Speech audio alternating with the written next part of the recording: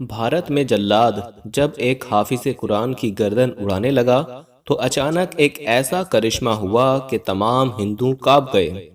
دوستو، آخر حافظ قرآن کو کس وجہ سے قتل کیا جا رہا تھا اور جلاد حافظ قرآن کو کیوں قتل نہ کر سکا؟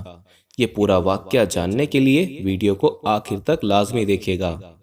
اور آج کا یہ واقعہ آپ کو بتانے سے پہلے ہم آپ کو تھوڑا یہ بھی بتا دینا چاہتے ہیں کہ ہمارے پاس بہت سارے ای میلز اور میسج آ رہے تھے کہ ہمیں شوگر کی دوائی بتائیے، تو اگر آپ کو شوگر کی بیماری ہے یا دھات کی بیماری ہے یا مردانہ طاقت سے ریلیٹڈ کوئی بھی بیماری ہے تو ہمارے پاس ان سب بیماریوں کی دوائی موجود ہے، جس سے آپ کی بیماری گارنٹی سے جڑ سے ختم ہو جائے گی۔ آپ کو صرف یہ دوائی ایک باری منگانی ہوگی، ایک بار سے ہی آپ کی دوائی سے آپ کی جو بیماری ہے وہ جڑ سے ختم ہو جائے گی انشاءاللہ۔ ہمارے جو عالم ہیں انہوں نے اس دوائی پر پڑھائی کی ہے، وظائف کی ہیں، تو اگر آپ دوائی منگوانا چاہتے ہیں تو ہم کوریئر سے آپ کے پاس دوائی بھیج دیں گے۔ دوائی کے پرائس بھی زیادہ ہائی نہیں ہیں۔ دوائی منگوانے کے لیے آپ اسکرین پر دیے گئے نمبر پر واٹس ایپ کر کے دوائی آرڈر کر سکتے ہیں، اور زیادہ جانکاری کے لیے آپ واٹس ایپ پر میسج کریں۔ پیارے دوستو، یہ واقعہ کچھ اس طرح ہے کہ تقریباً 90 سال پہلے راجستھان کے گاؤں میں ایک مسلم گھرانے میں ایک بچہ پیدا ہوا جس کا نام احمد رکھا گیا۔ یہ بچہ شکل اور صورت میں کسی شہزادے سے کم نہیں تھا۔ ماں باپ نے اس کی پیدائش پر یہ فیصلہ کر لیا کہ احمد کو قرآن کا حافظ بنایا جائے گا۔ بچپن کے دن گزرنے لگے۔ جب احمد ذرا سمجھدار ہوا تو ماں باپ نے اسے اسلامی تعلیمات کی جانب بڑھانا شروع کر دیا، اور بچپن سے ہی اسے دین اسلام سے لگاؤ ہو چکا تھا۔ وہ پابندی سے نماز ادا کرتا اور قرآن حفظ کرنے کے لیے قریب کے مدرسے جاتا۔ ماں باپ کا فرما بردار احمد دیکھتے ہی دیکھتے حافظ قرآن بن گیا۔ 10 سالہ احمد نے جب قرآن حفظ کیا تو اس کے والدین انتہائی خوش تھے، مگر آس پاس کے علاقے میں جو ہندو تھے وہ احمد کو ناپسند کرتے تھے، کیونکہ احمد کو اللہ پاک نے بہت خوبصورت آواز سے نوازا تھا، جبکہ احمد حافظ قرآن بھی بن چکا تھا، اور اس کی تلاوت کے چرچے پورے راجستھان میں پھیلنے لگے تھے۔ دور دراز سے قاری اور مفتی حضرات احمد کے گھر آتے تاکہ وہ احمد سے اس کی لطیف آواز میں قرآن کریم کی تلاوت سن سکیں۔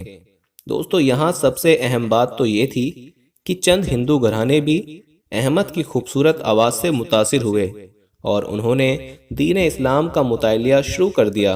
یہ دیکھتے ہوئے علاقے کے ہندو پنڈت احمد اور اس کے والدین کے خلاف ہو گئے اور ان کے خلاف سازشوں کا جال بچھایا جانے لگا۔ ایک دن احمد نماز سے فارغ ہو کر واپس گھر جا رہا تھا کہ اچانک چند ہندوؤں نے اسے گھیر لیا اور اس پر الزام لگایا کہ اس نے گاؤں کے سردار کے گھر چوری کی ہے۔ الزام تلاشی کرتے ہوئے یہ ہندو اسے مارنے پیٹنے لگا اور پورے گاؤں میں یہ بات پھیلا دی گئی کہ احمد، جو کہ ایک سچا مسلمان ہے، وہ ایک چور ہے۔ اس مقصد کے لیے گاؤں کے سردار راج گوپال کو بھی ساتھ ملا لیا گیا اور اس نے پورے گاؤں کے ساتھ احمد کو سزا دینے کا فیصلہ کیا۔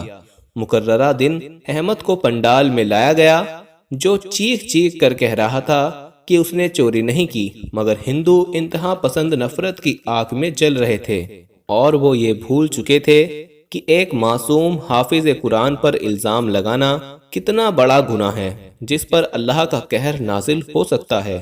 احمد ایک طرف اپنی بے گناہی کا اعلان کر رہا تھا اور دوسری طرف قرآن پاک کی تلاوت کرتے ہوئے اپنے رب عظیم سے مدد بھی مانگ رہا تھا۔ اسی دوران ایک ہندو پنڈت نے کہا، دیکھو بھائیو، اس مسلمان لڑکے نے گاؤں کے سردار کے گھر چوری کی ہے۔ یہ کوئی معمولی بات نہیں ہے، اس لیے اس مسلمان لڑکے کو سزائے موت ہونی چاہیے۔ سردار، جو کہ ہندوؤں کے اس منصوبے میں شامل تھا، وہ بھی چھٹ سے بول پڑا، آؤ اس منحوس لڑکے کو فوراً قتل کر دو، اس سے پہلے کہ یہ پورے گاؤں کو لوٹ لے۔ یہ سنتے ہی جلاد کو بلایا گیا اور بے قصور احمد کی گردن اڑانے کا فیصلہ سنا دیا گیا۔ دوستو، احمد نے یہ صورتحال دیکھی تو اس نے ہندو پنڈتوں، گاؤں کے سردار اور تمام لوگوں کو مخاطب کرتے ہوئے کہا، میرا اللہ جانتا ہے کہ میں نے چوری نہیں کی، میں تو ہر وقت کلام الہی کی تلاوت میں مشغول رہتا ہوں اور میرا سچا دین اسلام مجھے یہ سکھاتا ہے کہ چوری کرنا انتہائی برا عمل ہے، اس لیے مجھے جو بھی بے گناہ قتل کرے گا اس پر اللہ کا عذاب نازل ہوگا۔ اس کی یہ بات سن کر سردار نے جلاد کو تلوار سے احمد کی گردن اڑانے کا حکم دیا۔ جلاد اس نیت سے آگے بڑھا کہ وہ احمد کی گردن کاٹ کر الگ کر دے، مگر اس کے قدموں نے ساتھ نہیں دیا اور اچانک جلاد زمین پر اوندھے منہ گر پڑا اور تڑپنے لگا۔ تمام ہندو یہ دیکھ کر کانپنے لگے۔ جب جلاد کو قریب جا کر دیکھا گیا تو معلوم ہوا اس کے دل کی دھڑکنیں بند ہو چکی تھیں، یعنی وہ مر چکا ہے۔ اس پر احمد نے اللہ اکبر کا نعرہ لگاتے ہوئے پورے گاؤں سے کہا، دیکھو میرا رب ہی سچا ہے اور دین اسلام سچا دین ہے، تم بھی معافی مانگ کر اسلام قبول کر لو۔ سبحان اللہ۔ آج یہ بات مسلمان ہی نہیں بلکہ کافر بھی تسلیم کرتے ہیں کہ قرآن مجید فرقان حمید اللہ تعالیٰ کی کتاب ہے جو خاتم النبین صلی اللہ تعالیٰ علیہ وسلم پر نازل ہوئی ہے۔ اس کی ہر سورہ، ہر آیت معجزہ ہے۔ اس کی حفاظت کا ذمہ اللہ پاک نے خود اٹھایا ہے۔ دوستو یاد رکھنا، 10 سال کا بچہ جسے اپنی ماتر بھاشا میں چند الفاظ یاد کرنا دشوار ہوتا ہے، وہ بچہ اجنبی زبان یعنی عربی کی ایک ذخین کتاب کس طرح یاد کر کے فر سنا دیتا ہے۔ اسی طرح اگر کسی مجلس میں یا نماز تراویح میں کسی قاری، عالم یا حافظ قرآن پاک کے کسی بھی پارے کی کوئی آیت بھول جائیں یا چھوٹ جائے تو فوراً حافظ بچہ بول اٹھتا ہے اور اس کے بتانے کی وجہ سے ہی قاری آگے چل سکتا ہے۔ یہ بھی اس کلام پاک کا ایک معجزہ ہے۔ اسی طرح دنیا کی کوئی کتاب اگر انسان ایک بار پڑھ لے تو دوسری دفعہ پڑھنے کو اس کا جی نہیں چاہتا، لیکن قرآن پاک رب العالمین کی وہ کتاب ہے جس کے پڑھنے سے ہر بار نیا سرور اور جذبہ پیدا ہوتا ہے اور دل کو سکون ملتا ہے۔ اس کلام کا ایک معجزہ یہ بھی ہے کہ جب تک یہ کلام پاک اس دنیا میں موجود ہے اس وقت تک قیامت نہیں آ سکتی، اور قرب قیامت کے نزدیک اللہ پاک قرآن پاک پڑھنے والوں کو اور پڑھانے والوں کو اٹھا لے گا اور قرآن پاک کے ہر حروف اٹھا لیے جائیں گے۔ اس کے بعد اللہ تعالیٰ اسرافیل علیہ السلام سے یہ فرمائے گا، اے اسرافیل، اس دنیا میں میرا کلام یعنی قرآن پاک نہیں رہا اور اس کے پڑھنے والے بھی نہیں رہے اور پڑھانے والے بھی نہیں رہے، اب تو سور پھونک دے۔ اسرافیل علیہ السلام سور پھونکیں گے اور قیامت برپا ہو جائے گی۔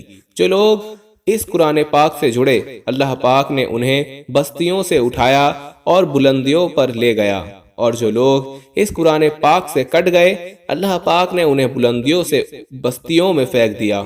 اللہ پاک ہم سب کو قرآن پڑھنے اور اسے صحیح معنوں میں سمجھنے کی توفیق عطا فرمائے۔ آمین ثم آمین۔